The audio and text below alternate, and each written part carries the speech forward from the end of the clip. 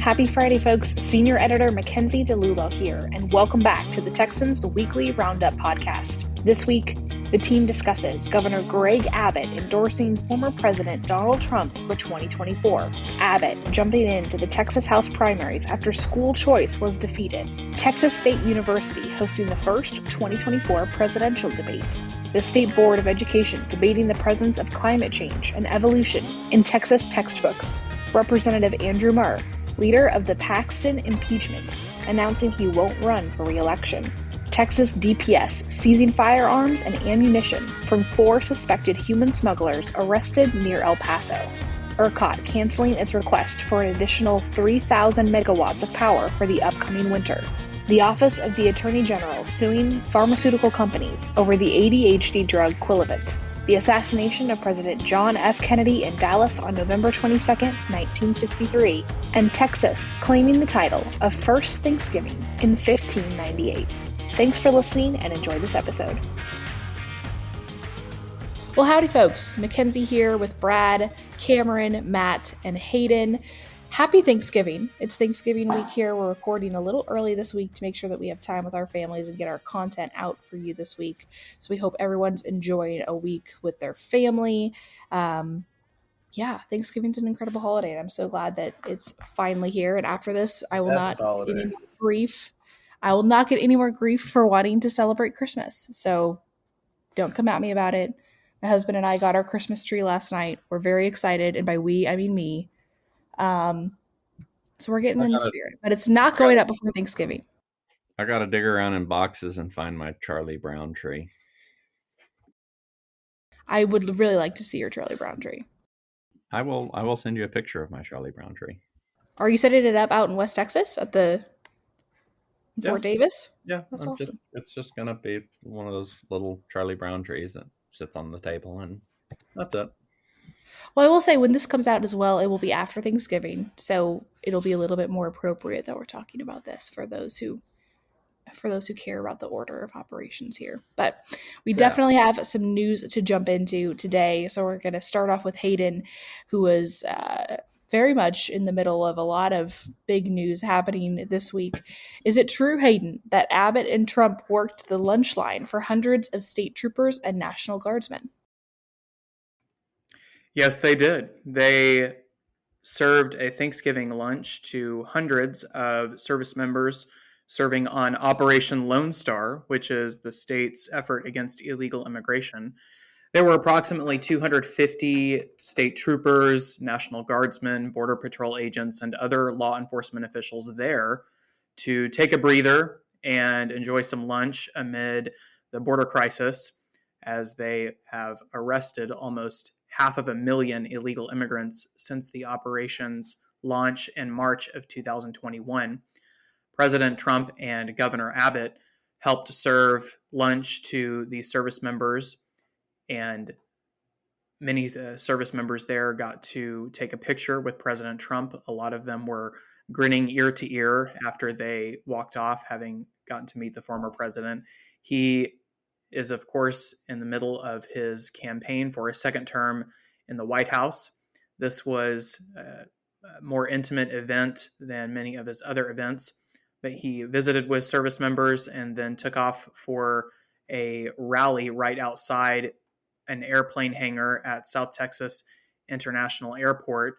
We were in the press pool for this event, so we were able to go inside the airplane hangar for this exclusive event, then cover the rally outside as well. President Trump and Governor Abbott made remarks, as well as Brandon Judd, the president of the Border Patrol Council.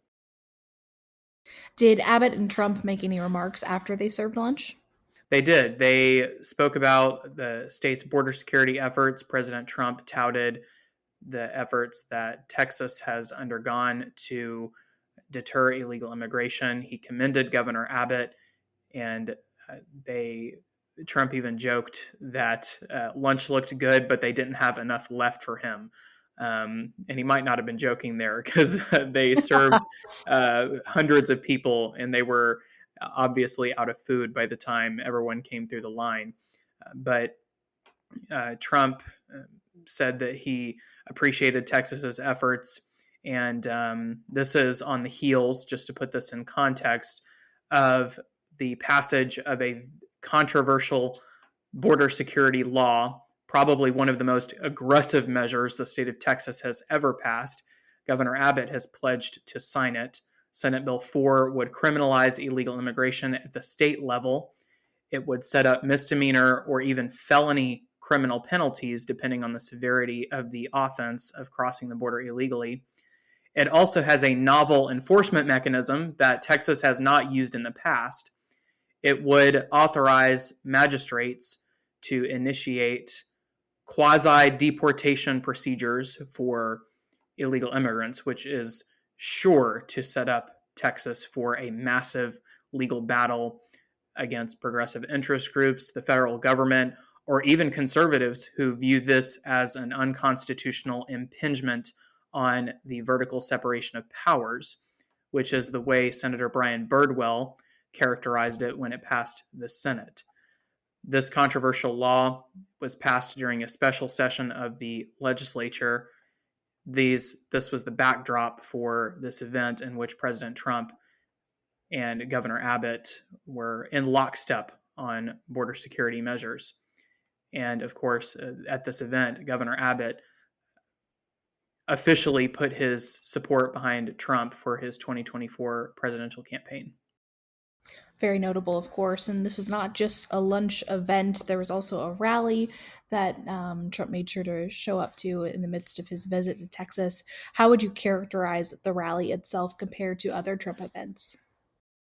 This was a Sunday morning / Sunday afternoon event. It was much more intimate than Trump's other events. It was almost more like a cowboy church service than it was a massive rally that Trump, for instance, held in Conroe a couple of years ago.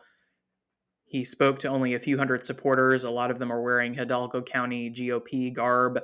It was a very intimate, small event by invitation only, right outside an airplane hangar at a very small airport.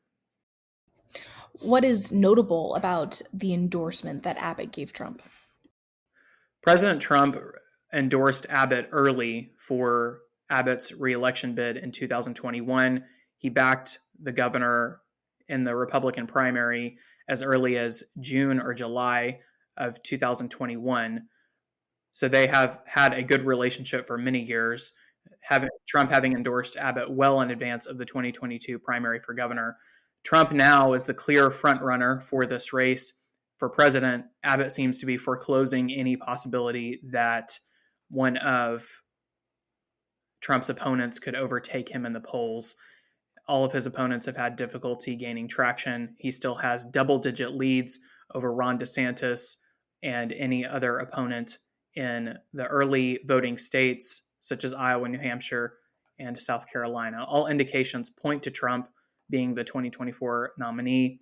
Of course, we're still a few weeks out from the first votes being cast in the primary. Anything can happen in that time. As of this time, however, Trump is the front runner in the race. Absolutely. And Hayden, real fast, I just want you to give our listeners, I mean, you were there. It was a behind the scenes, moment where you got to watch so much of what was going down. What was the atmosphere like? And is there anything else that stood out to you being there in such close quarters with the former president and the governor? It is interesting to see Trump interact with people on an interpersonal level. Brandon Judd, the president of the Border Patrol Council, said that Trump's staff advised him not to take pictures with each individual person. The Secret Service agent behind Trump looked really anxious as he was taking pictures and hugging and shaking hands with virtually every person who came through the line. Trump's personal style was on display here. It's hard to reconcile that as well with the fact that he is under dozens of criminal indictments in multiple states. He is a criminal defendant. He is someone who was accused of mounting an insurrection.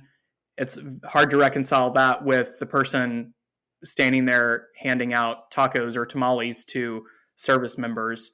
The contrast between what he was in that moment and what he has been accused of being in the past and what prosecutors say he did in these criminal cases is a stark contrast. Thank you, Hayden, for being there for us and on a Sunday, too. We so appreciate the firsthand reporting. Brad, let's talk about the governor now. Just a few days after losing the school choice vote in the Texas House, Governor Abbott began his primary election response. What did he do? Abbott endorsed each of the 58 Republicans that voted to preserve the school choice provision in HB 1, who are also running for re-election. The 5 others who voted to keep ESAs are either not seeking re-election through retirement or running for a higher office. Abbott said in the release, "Our work for Texas parents and students is not done. Each of these House Republicans are proven fighters, and I'm proud to endorse every one of these strong conservatives who are seeking re-election. I encourage Texans to join me in supporting them for re-election so we can pass school choice for all Texas families and continue to build a safer, brighter, and more prosperous Texas of tomorrow."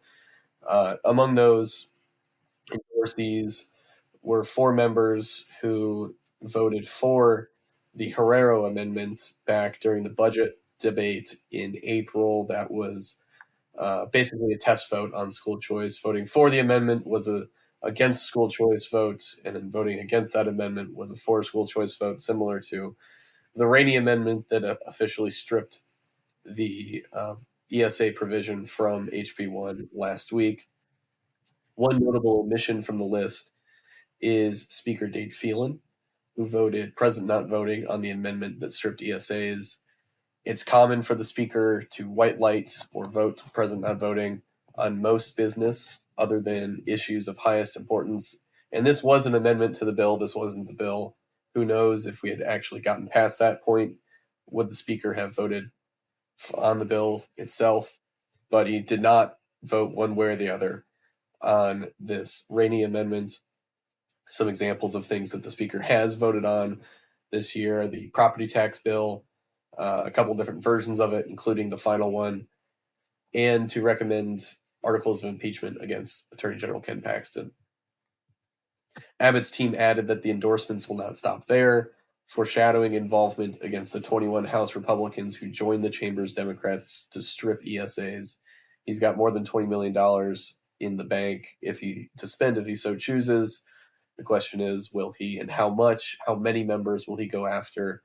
Will he just issue endorsements against them, or will he actually, spend that money? A lot up in the air, but the governor's getting out to an early start.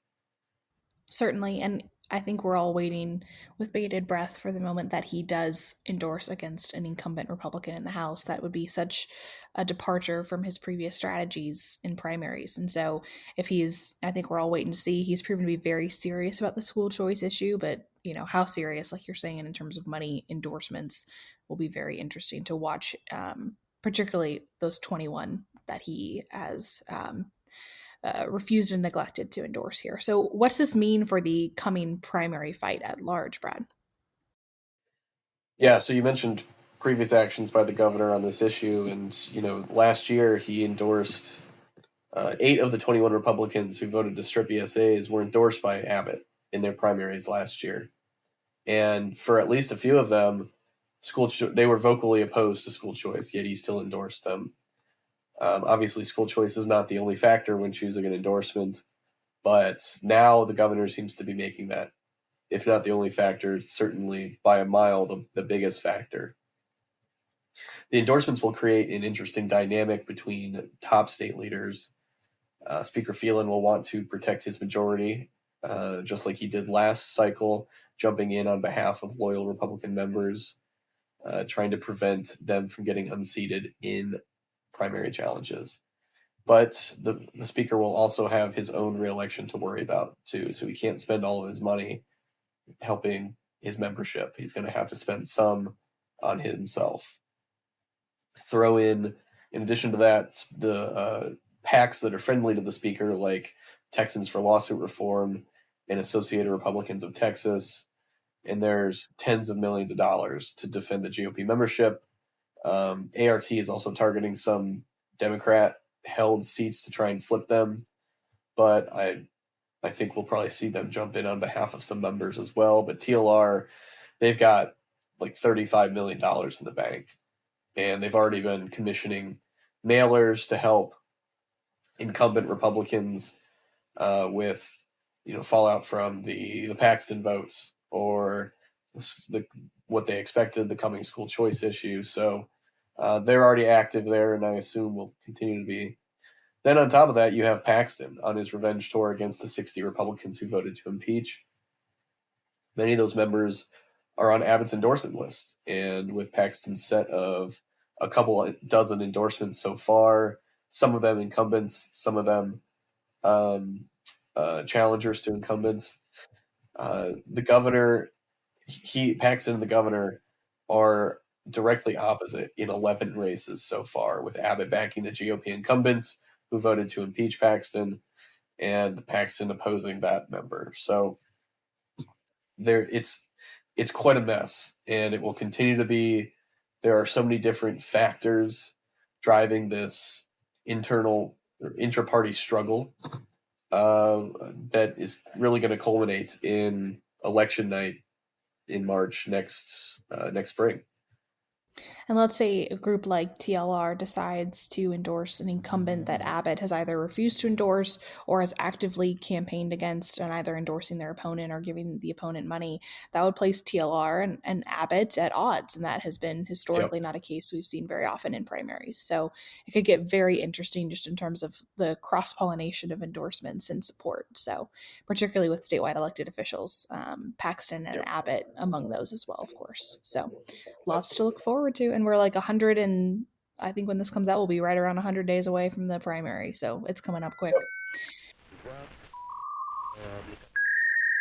Is this thing working?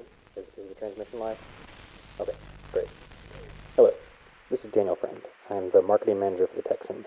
I am using advanced AI technology to transmit this message back in time from November 2024. Now, of course, Time Travel 101, I can't spill the beans on everything that happens here without unraveling the quantum fabric of time or something like that. But what I can tell you, well, if you thought COVID, nationwide government lockdowns, Texas freezing over, and the whole impeachment thing were wild rides in Texas politics, you better buckle up. In hindsight, it's amazing we didn't see the writing on the wall more clearly. All of the local drama, international conflicts, and the 2024 election, oh my goodness. The things that happened this year, well, they were inevitable. Let's just say, if you care about Texas politics, you're going to want to be informed over the next year, and you'll need to be informed with quality reporting you can trust, which is why the Texan exists. Now, if my calculations are correct, this transmission should go live on Black Friday, and the Texan's half-off sale will be live through Cyber Monday. That means you can get access not just for the regular $90, not for $75, but a mere $45 for a year's worth of content. And oh my, what a year's worth of content that's going to be. Now that's not all. Maybe you already have a subscription, but have some friends and family who would appreciate one as well. Right now, the Texan is offering annual gift subscriptions at the same half-price discount. And the best part? You don't need a DeLorean, flex capacitor, or even a fancy coupon code. Just click the link in the podcast description, choose when you want the subscription to be emailed to your friend, proceed to the checkout, and voila. So if you want to stay informed with news you can trust. Hold on, I have to go. It sounds like Arizona might have their votes counted before Harris County this time.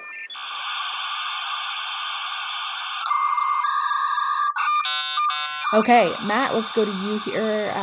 Talk about federal politics here, but it's coming right back down to Texas. The national spotlight will turn to Texas State University in San Marcos next year, after that college was selected to host the first presidential debate for the 2024 general election. Give us the details. The Commission on Presidential Debates announced the selection of 3 locations to hold the presidential debates for the 2024 general election. The first location being Texas State University in San Marcos. The Commission, which is a nonpartisan nonprofit that has handled the difficult task of scheduling, hosting, and setting the rules for presidential debates for decades, set the first debate for September 16th, 2024. To qualify, a candidate must be on the general election ballot in enough states to win a majority of the Electoral College and have 5 separate major national polling firms show that they have the support of at least 15% of the natural electorate. Usually, because of these standards, only the Democratic and Republican nominees qualify for the debate. This year, I should mention, we have the potential for potentially a strong third-party candidate or independent candidate in RFK Jr. We'll look and see what the polls show as far as him being a viable third candidate as time goes by. But right now, it looks like President Joe Biden and Vice President Kamala Harris are set to take the Democratic nominations for their reelection to office. And the Republicans are still in the process of selecting their nominee. As Hayden discussed earlier, polls have shown former President Donald Trump favored once again to take the GOP nomination, setting the stage for a rematch. Some of the other major contenders that we noted in the article include Florida Governor Ron DeSantis and former North Carolina Governor Nikki Haley. There you go. Well, we will certainly be at that debate, and we're excited to see what happens there. Thank you, Matt, for your coverage. Cameron, the Texas State Board of Education has rejected multiple publishers' textbooks because of ideological differences concerning the effects of climate change on the environment and the theory of evolution. Tell us what happened. Yeah, so the SBOE, or the Texas State Board of Education, approved multiple textbooks, but it was not without a significant amount of debate about things like you mentioned, evolution and climate change. The board was voting on their updates for textbooks for this upcoming school year. The board comprises of 15 members, and as we've reported on here at the Texan, there was a big push for many conservative candidates that eventually did win seats on that board. And it's important to mention as well, in 2021, the State Board of Education made updates to the TEKS, which is the Texas Essential Knowledge and Skills, which are the state standards for school curricula. And included in those changes in 2021 was language that includes, quote, knows that natural and human activity can impact global climate. So that is in the updated TEKS. And so they are updating some of the textbooks that will be recommended to school districts. And a lot of the conversation surrounding things like evolution was particularly interesting, as one board member had said he received emails from people in his district insisting on, quote, no monkey pushing. And that they said, this board member had said they wanted ample clarification that that is not what is being taught in Texas schools. In regard to the climate change discussion, there were many on the board that were objecting to some of the textbooks' treatment of climate change, particularly in how the oil and gas industry was being portrayed. One thing I will close on in mentioning is that although the State Board of Education endorses the use of certain textbooks and instructional materials, which they were debating, Senate Bill 6, which was passed in 2011, allows local school districts the ability to receive state funding for textbooks, even if they do not purchase SBOE approved textbooks. So these textbooks are essentially recommended and approved, but the individual ISDs in Texas are not required to purchase them. So just an interesting tidbit for all our listeners there. Absolutely. Thank you, Cameron. Brad, Andrew Murr, who became kind of the face of the Paxton impeachment effort, made a very big announcement this week. Give us the rundown. After a year in the brightest of spotlights, Murr announced that he would not seek a sixth term in the Texas House. He's a Republican from Junction. His district stretches from, it's got like 16 counties, stretches from, I think, as far east as Llano, and pretty far west to, I think, Pecos is the furthest west. It's heavily Republican district, and he, up until this point, was assumed and hinted at running for re-election. But he said in a pretty lengthy statement, in part, "Some may ask me why retire now. The answer is clear. Public service requires sacrifices that too often affect those you love the most." He said in it that, um, yes, Matt, you want to correct me on the pronunciation of that county? You Getting mean called out Pecos, here. Pecos County? Okay, Pecos County. There you go.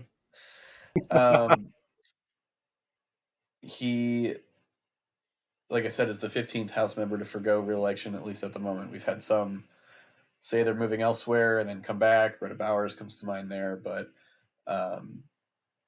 Murr, he was facing a second challenge this year from his 2022 opponent, Wesley Riddell, this time with Paxton backing Murr, as the Junction Republican fell into the Attorney General's crosshairs.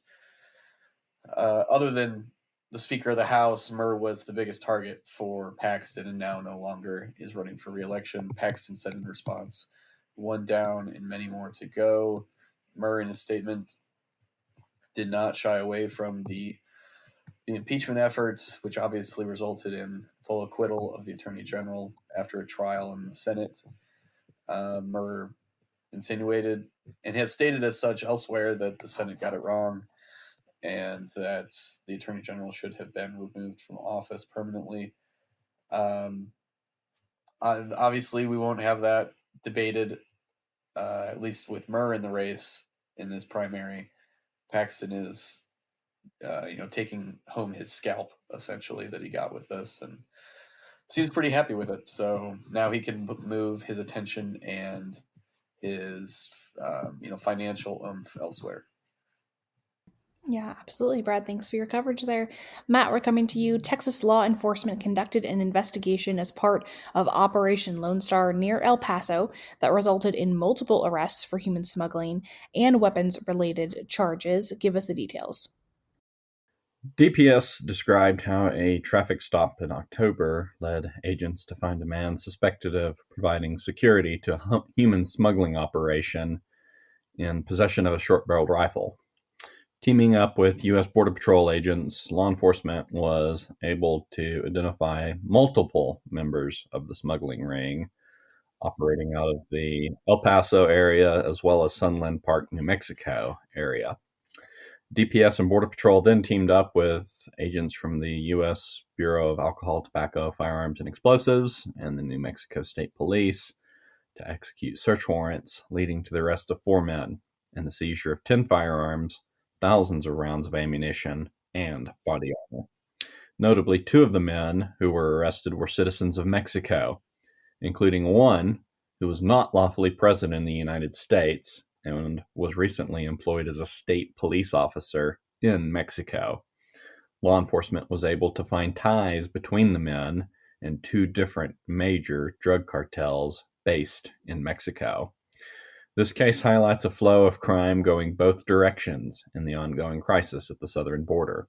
Illegal immigration and narcotics coming north, while weapons being supplied to the drug cartels are going south. Both the U.S. and Mexican governments estimate some 200,000 guns are being smuggled into Mexico from the U.S. each year and account for approximately 70% of the guns used in crimes in Mexico.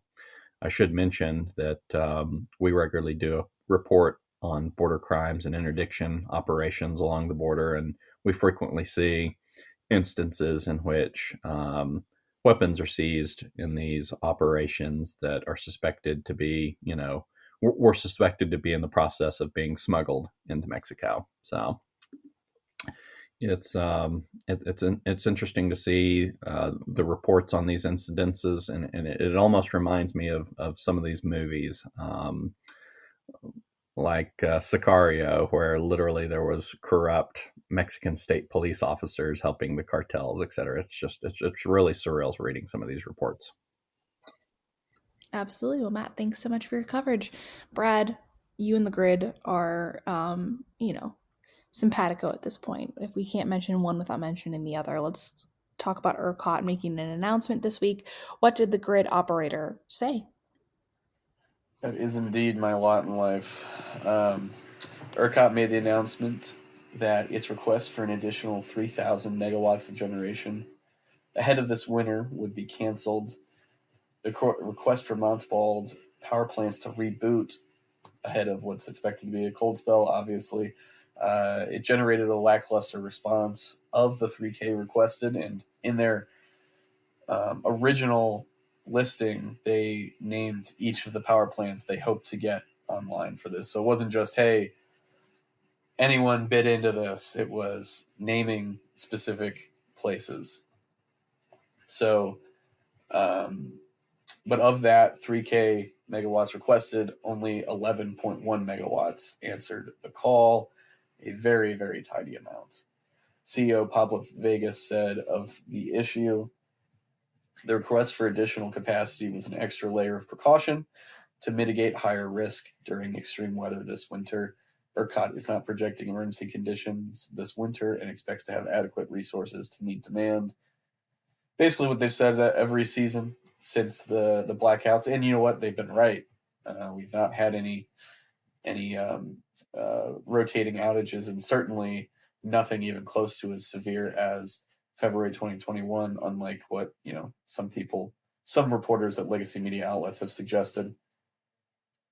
In its monthly assessments, ERCOT projects a low likelihood of issues under similar conditions to last year's December cold front. There is about a close to 20% chance that some emergency conditions could be triggered at like earlier in the morning around 8 o'clock if a storm front like that comes in. That was enough, obviously, for them to be concerned and request this 3K megawatt cushion, essentially. But it was clear that the economics of it, the financial realities of rebooting these power plants for a winter spell was not enough to get these generators to bite. Running a power plant is incredibly costly, and if you can't make up the money in operating, just like any business, you're not going to do that. So, especially in the ERCOT system, which is built on financial incentives. So, right now they're moving on to other options. They have other tools in their tool belt. If you want to read the article, I list out various other things and methods that ERCOT deploys whenever they're trying to ensure the power stays on. But ultimately, unless we get a storm like we did in 2021, we're not going to have issues even close to that. Even if we do get controlled outages, normally those are pretty easy. 15 minutes on, 15 minutes off, 45 minutes on, and moving the outage from different areas of the state. 2021 was a different situation, a far worse one. It is very unlikely that we get that again. Got it. Well, Brad, thanks so much for your coverage. Matt, we're coming to you. Texas Attorney General Ken Paxton announced he is suing several major pharmaceutical companies for defrauding Medicaid. Give us the details. Yeah, that's right, Mackenzie. So news of this lawsuit just broke out yesterday, and we're working on a story today. But in short, the Office of the Attorney General Civil Medicaid Fraud Division announced they have sued Pfizer, Tris Pharma, and Tris CEO Ketan Mehta on Monday for defrauding the Texas Medicaid program by providing adulterated pharmaceutical drugs to Texas children in violation of the Texas Medicaid Fraud Prevention Act, now known as the Texas Healthcare Program Fraud Prevention Act. Specifically, or in short, the Office of the Attorney General contends the pharma companies distributed a child pediatric attention deficit hyperactivity disorder medication called Quillivant in violation of the law. Some of the issues that they cited were that they were ignoring statutory quality control standards in the manufacturing process and concealed those violations from regulators. Now, keep your eyes out. We'll have a story out later today on the Texan, and absolutely it will be out by the time this podcast is published. Absolutely. Well, Matt, thank you so much. Hey, folks, if you haven't seen it already, we're having a limited time Black Friday sale that you will not want to miss. Get an annual subscription half off. That's right, half off. Regularly $90. If you click the subscription link in this podcast, you can get a year's worth of content for $45. And there's more. Looking for the perfect gift for your politically savvy friend? You can also get an annual gift subscription half off, and it's really easy to use. Just click the link in the description, put in your email address and the email address for the recipient, choose when you want the subscription delivered to their inbox, and then check out. An email will be sent to them on the day you selected with a link they can use to redeem the subscription. Cameron, now let's go to some Texas history here. We are coming up on the 60th anniversary of President JFK's assassination. Tell us about that fateful day. On November 22nd, 1963, President John F. Kennedy's motorcade in Dallas, Texas ended in tragedy when gunshots rang out in Dealey Plaza. The assassination of the young president shook the nation, and it's left lasting questions with a lot of conspiracy theories and a legacy that continues to endure today. His presidency lasted from 1961 to 1963, and he had planned an agenda called the New Frontier. And during his presidency, there was the heightened tensions due to the Cold War. There was the Cuban Missile Crisis in 1962, escalating involvement in the Vietnam War. And then domestically, we had civil rights struggles were intensifying with Martin Luther King Jr.'s campaign in Birmingham and the March on Washington. So there were many things going on during his presidency leading up to that fateful day. And it was not until the famous Zapruder film was released that captured the sequence of events that took place, and it became a crucial piece of evidence later in the investigation. After the assassination of John F. Kennedy, Vice President Lyndon B. Johnson was quickly sworn in as the president, 36th president of the United States, while aboard Air Force One. And Lee Harvey Oswald, who was identified as the alleged assassin, was apprehended but initially denied involvement. And it was 2 days later, as he was being transferred, he was fatally shot by Jack Ruby, which added just another layer of mystery to this whole series of events. And some of the conspiracies that continue to swirl despite investigations like the Warren Commission have just continued to unravel. Some stats right now, 60 years later, 65% of Americans maintain the belief that Lee Harvey Oswald did not act alone in killing the president. And there's been countless series, TV series, and movies released about President Kennedy's assassination. But there has been changes in the fallout of that event. Things like increased security protocols for presidents, and it's been something that continues to capture the American consciousness with conspiracies, and something that was really fun to dig into and write about for this week. Absolutely. Well, Cameron, thank you. And folks, if you've not checked out our Thanksgiving content from the last couple of days here, certainly worth going and checking out. Our team has worked very hard to provide that for y'all. So, Cameron, thank you. Speaking of which, Matt, the state of Texas says that the first Thanksgiving should be properly attributed to a Spanish explorer who held a feast of Thanksgiving in Texas years before the Mayflower Pilgrims are said to have held theirs. Give us the rundown. Not so fast, Pilgrim. The state of Texas has long maintained the first feast of Thanksgiving should be properly attributed not to the Mayflower Pilgrims who landed at Plymouth Rock and joined the Wampanoag Indians to celebrate their survival and give thanks, but rather to the Spanish explorer, colonist, and known by some as the last conquistador, Don Juan de Onete. Anyway, I think that's how you pronounce it. I'm just going to go with that. The story goes that Onete received a contract from King Philip II of Spain to settle modern-day New Mexico.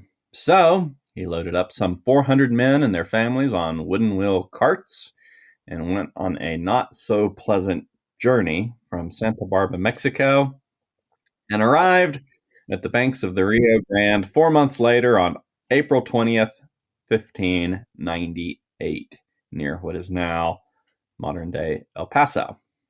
Legend has it that Onete and his men spent 10 days enjoying the cool river waters, hunting, fishing, and relaxing before Onete called for everyone to dress in their best and hold a feast of Thanksgiving. The Texas legislature has recognized this event with the passage of resolutions. They even forwarded their resolutions to the Massachusetts legislature, asking them to recognize our event as the first Thanksgiving. I did some research, and I could not find any sign that Massachusetts obliged Texas's request. Anyway, for decades, the El Paso Mission Trail Association has held a celebration of the first Thanksgiving with a several-day festival, and this festival was even, in their efforts to recognize and honor this event, was recognized by a proclamation by former Texas Governor Rick Perry, who noted it is important to honor those who played such an important role in the early Texas and American history. So there you go. It's such a great story. Now, Brad, did you want to come in now and correct Matt's spelling? Or, excuse me, pronunciation, not spelling. What am I talking about? Yes, the Indian tribe you mentioned is the Wampanoag tribe. Wampanoag. No, not whatever you said. So take that. Well, in my defense, I feel like it's easier to get Pecos right than Wampanoag. So there you go. It literally is not, because you have to know the strange pronunciation of Texas, which, you know what, that's the way you pronounce it. Fair enough, but don't act like you can just get that out of Hooked on Phonics.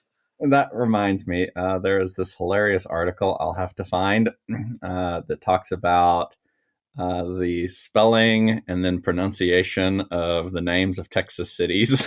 And it is absolutely hilarious. As a matter of fact, I think they even did a little video that's on YouTube where they showed people from other states the name of a Texas city and said, "How do you pronounce this?" and let people try it, and then they go to a Texan and have the Texan pronounce it, and it doesn't sound any way similar to how it's written. It was pretty funny. I'll have to find that video. You're proving my case. Thank you. Oh, my Lanta. Okay, well, I'm interrupting here. I do want to say also, folks, that we have a podcast that's already out by the time you're listening to this with Justice Ken Wise, who hosts a podcast, Wise About Texas, detailing all sorts of awesome Texas history events. And he goes through this story that Matt wrote for us and kind of gives some background on it. And it's a great episode of the podcast. So I recommend anybody go and listen to that with Justice Ken Wise. He also serves on the 14th Court of Appeals here in Texas. So definitely worth going and checking that out as another Thanksgiving piece of content that we have for y'all. And Cameron, we won't go into this entirely, but I do want to tease a piece that you're working on. There's a small town of Turkey, Texas, and you're doing a write-up about it. I'm excited for this piece. Just tease something for our listeners. Yeah, so it is a teeny tiny town, less than 500 people. But Turkey, Texas. I will give one fun fact that I found.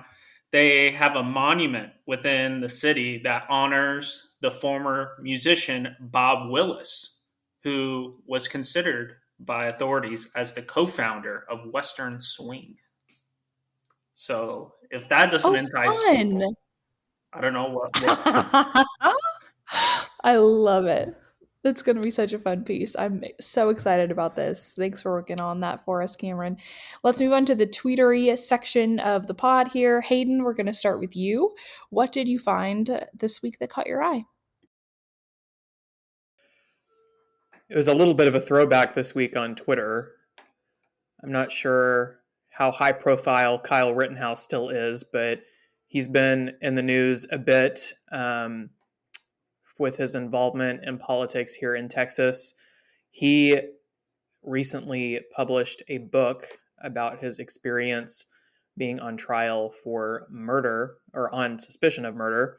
For those who are unfamiliar with him, he is a 20-year-old originally from Antioch, Illinois, who went to a protest in Kenosha, Wisconsin, and he was accused of, I'm sorry, folks, we've got a group chat that's blowing up, so that's why I'm giggling if anyone was curious. Rittenhouse was put on trial on many charges. He was acquitted of all charges, but there were a lot of political messages projected onto that case from all sides, so it became a representation of many things that were happening in 2020. Lots of people were very passionate about the case and felt one way or the other about him being convicted. But on the 2-year anniversary of his acquittal, which was Sunday, he announced that he is publishing a book about his experience. So much anticipated by his supporters, much reviled by those who believe that he is a murderer who somehow finagled his way out of being convicted. Absolutely. Well, that's fascinating and certainly something to keep an eye on. Bradley, what do you have for us this week? Also, I would like folks just like to address the elephant in the room. We're all recording remotely. We have a group chat that's going crazy. I have 3 dogs in my house who decided that the mailman is the devil. We have Brad, whose computer sounds like it's about to take off and fly out of his room that he's recording in. We have a lot of things that we're battling against, and I think so far we've done a good job. But whatever makes it in the final cut of this episode that seems out of place, I just want to apologize in advance. Happy Thanksgiving. Happy Black Friday. Thank you for bearing with us. And Brad's about to unmute himself and sound like a spaceship is taking off from his room. So, Brad, why don't you go ahead and go? I've already been unmuted, so apparently it wasn't sounding that bad. Wow, it actually doesn't. Maybe your computer doesn't. I still heard the spaceship just then, so. Yeah, I don't know. Well, I'll make it quick. So last week there was a funeral held for an Austin police officer, Jorge Pastore. He died in the line of duty a week or so before, and the entire city was kind of shut down, at least for a bit. I think it was Friday morning to allow that funeral to go on in the procession to the cemetery. But the funeral was held, and there was quite a stir caused by one person who showed up. That was Travis County District Attorney Jose Garza. And he, of course, is at odds, to put it lightly, with the police in Texas's capital city. He made it his mission to prosecute police for alleged misconduct during his campaign, and has really ramped that up since he took office.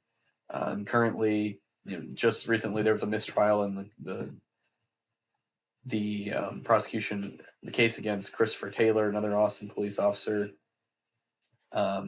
Garza, it seems, is going to retry that case, and who knows if it'll end up with a different verdict. Sounds like most expect it probably won't, because of some testimony from 2 female officers who were there on the scene that felt like they were about to get run over by a car by the individual who ended up dying in that situation.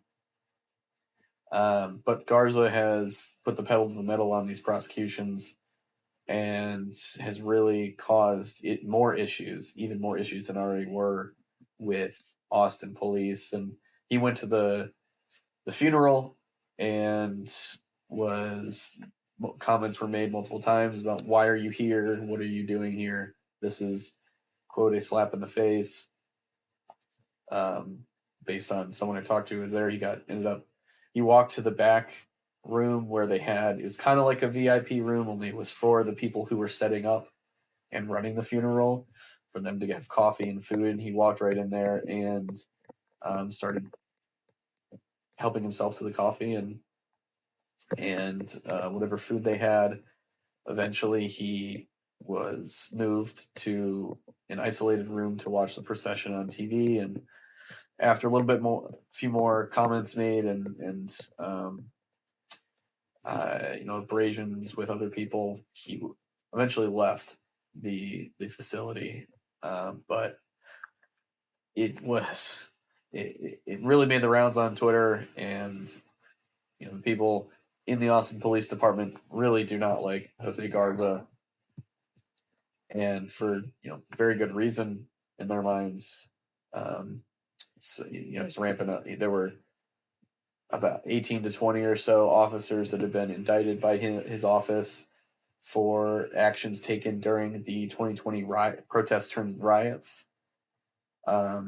So this is just another example of the way the relationship between, especially certain officials in Travis County and the city of Austin, the deteriorated relationship between them and the Austin Police Department. It's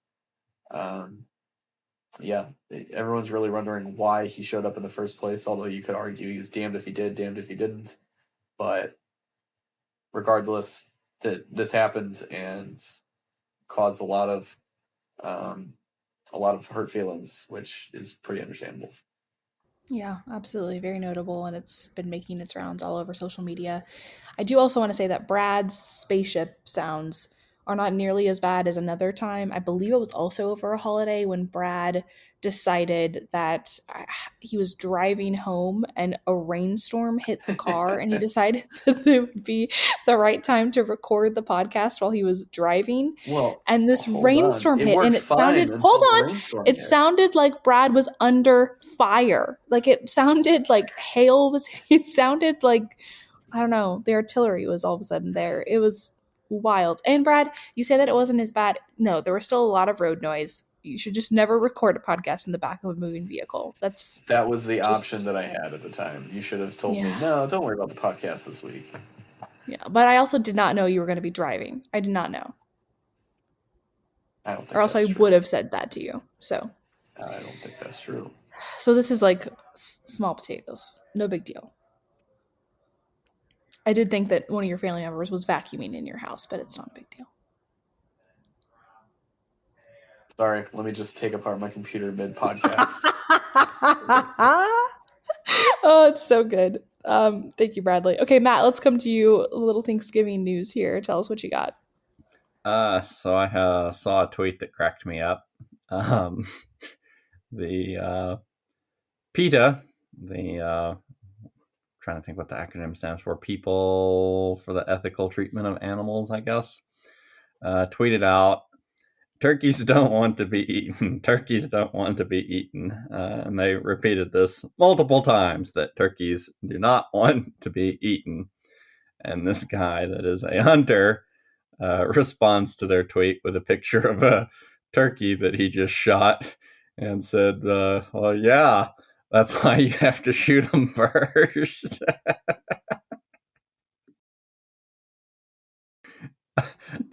I got a kick out of that. Oh, man. It's such a Matt tweet, too. Of course they don't want to be shot. That's why you have to shoot them first. It reminds me of the White House turkey pardoning that happens every year, where the president pardons a turkey. And there was some, oh my gosh, I can't remember how it went, but there was an episode of The West Wing where I believe they brought, the organization that brings in the turkeys brought 2 turkeys to the White House. And the White House staff was in charge of watching them, like keeping track of them in some room of the West Wing. And the staff started to feel really bad that only one of them was going to get pardoned, and they were trying to circumvent the process to pardon both turkeys. And it was just it's such a good episode. I don't know. Have any of y'all watched The West Wing? I haven't. It's my favorite TV drama. It's Really? so good. Oh I'll my have to check gosh. it Well, out. all of y'all are politicos. You guys would love it, but it's just so good. It reminds me of that. Of all the animals for PETA to defend and go to the mat for, I don't get the turkey because they will literally drown themselves in standing water. They're that dumb.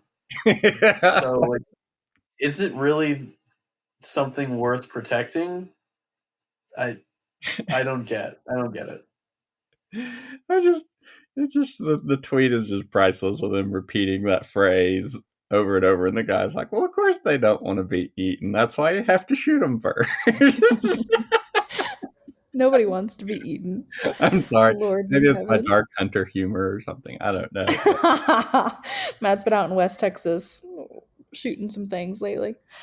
Okay, Cameron, what do you have for us here?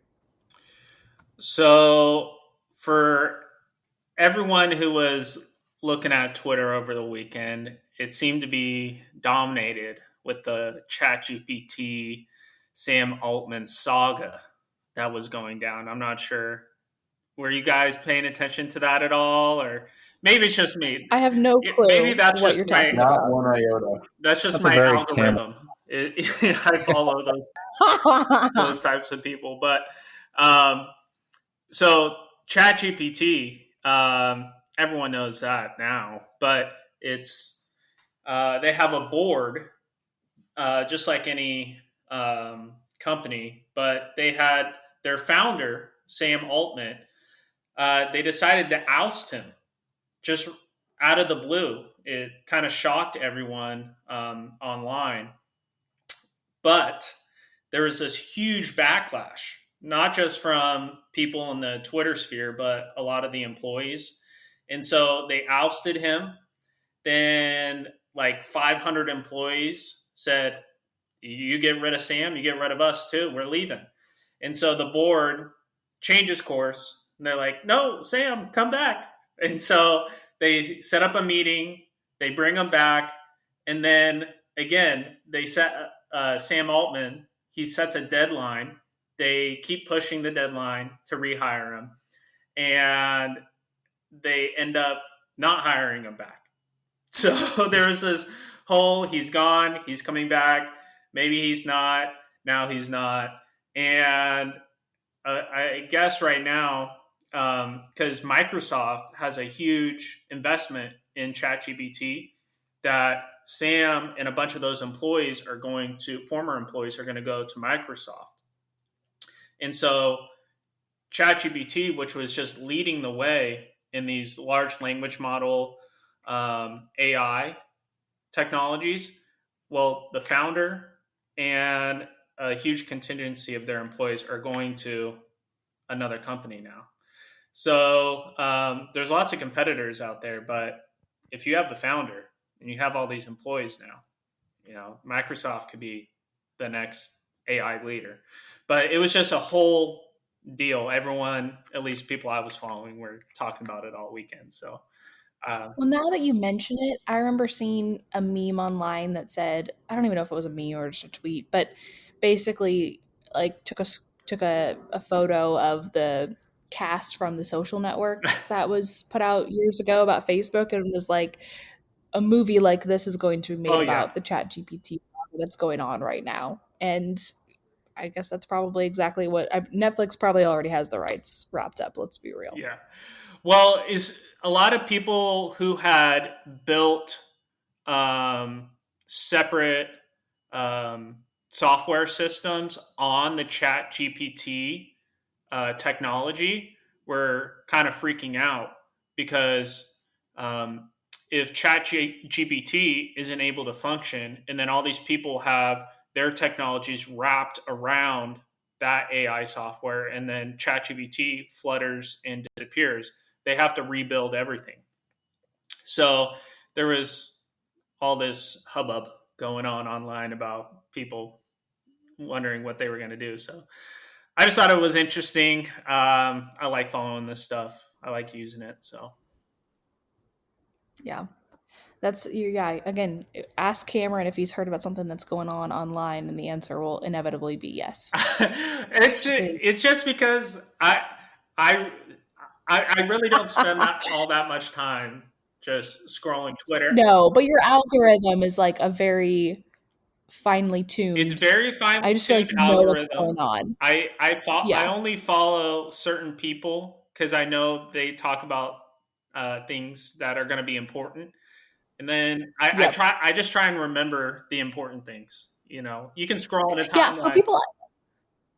Exactly. Whenever I say Cameron's online, what I'm talking about, because Cameron is by far the most disciplined person in our office. So Cameron's not sitting there scrolling on social media 8 hours a day. That's just not how it is.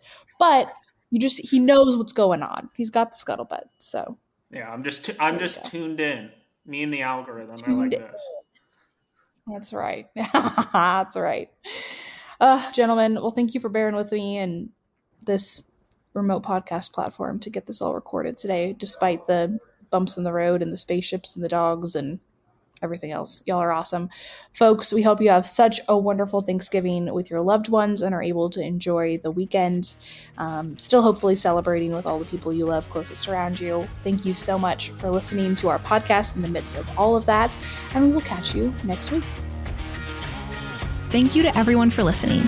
If you enjoy our show, rate and review us on Apple Podcasts, Spotify, or wherever you listen to podcasts. And if you want more of our stories, subscribe to The Texan at thetexan.news. Follow us on social media for the latest in Texas politics, and send any questions for our team to our mailbag by DMing us on Twitter or shooting an email to editor@thetexan.news. We are funded entirely by readers and listeners like you, so thank you again for your support. Tune in next week for another episode of our weekly roundup. God bless you, and God bless Texas.